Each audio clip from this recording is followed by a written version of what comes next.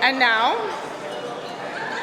the winner of the $40,000 Shaughnessy Cohen Prize for political writing is Maggie Helwig for Encampment.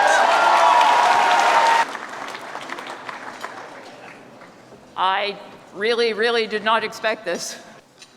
I will start with thank yous to, obviously, to the Writers' Trust. I've been grateful to the Writers' Trust since you gave my father the Matt Cohen Award, because that really meant a tremendous amount to him. And so thank you again. And thank you to the jury, Norma Dunning, Chantal Hébert, I'm a Chantal Hébert fangirl, by the way, and Paul Wells.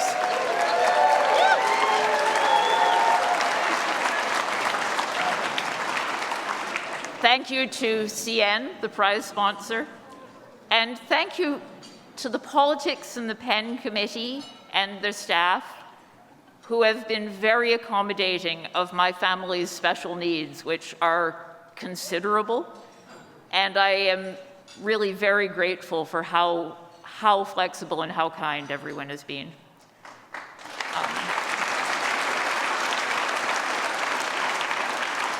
And of course, thank you to my publisher, the wonderful Coach House Books, and my incomparable editor, Alana Wilcox, who is one of the absolute heroes of Canadian literature.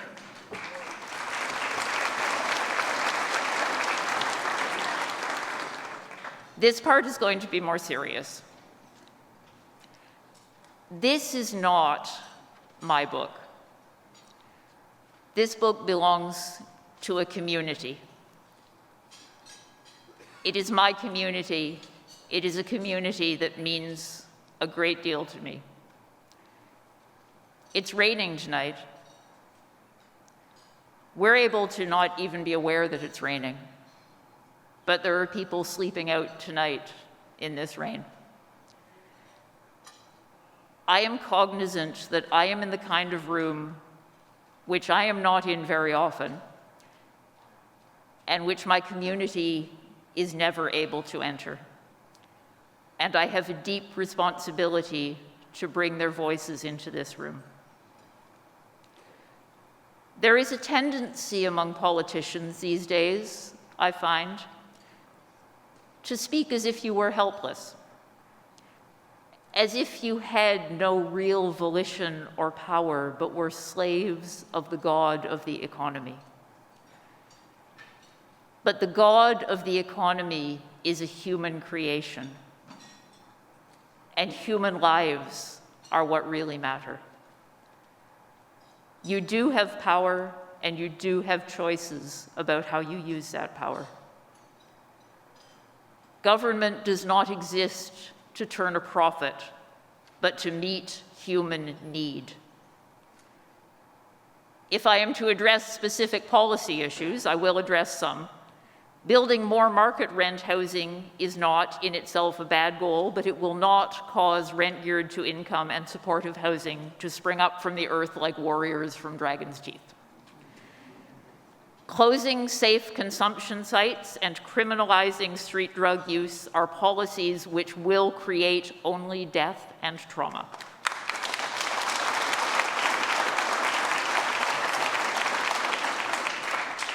Turning social assistance into a punitive exercise is a policy of an inhumane society which is choosing to hurt people because they are vulnerable. Those of you who make policy, when you make choices, think about the thousands of people who are sleeping out tonight in the rain, in ravines and alleyways and heating grates. Think about trauma, pneumonia, infected wounds. Think about a girl named Summer who was 20 years old and who died in our churchyard, and whose body lay on the concrete in the rain while we waited for hours for a coroner's van to take her away. Think about the person who died in the stairwell of my church whose name we never even knew. Think about my friends sleeping outside tonight. Think about them struggling with pointless, almost incomprehensible systemic barriers which make it nearly impossible for them to find a safe place aside from those tiny places of safety they create for each other. Think about them because they are your neighbors, because they are your children, because they are us. Policies of neglect, exclusion, and displacement have a body count. The median age of death for homeless women in Toronto is 36 years. It is not much better for men. I'm going to read now the names of some of our dead of the last few years. I want you to listen knowing that each one of them was precious and loved. And each one of them died too soon because of policies which we, as a society, could change. A.J. Ballard, Luc Boulien, Brandon, Deshawn Shannon Mama Brooks, Joey Brown, Robert Frederick Carson, Summer Cowan, Salim Essen, Faye,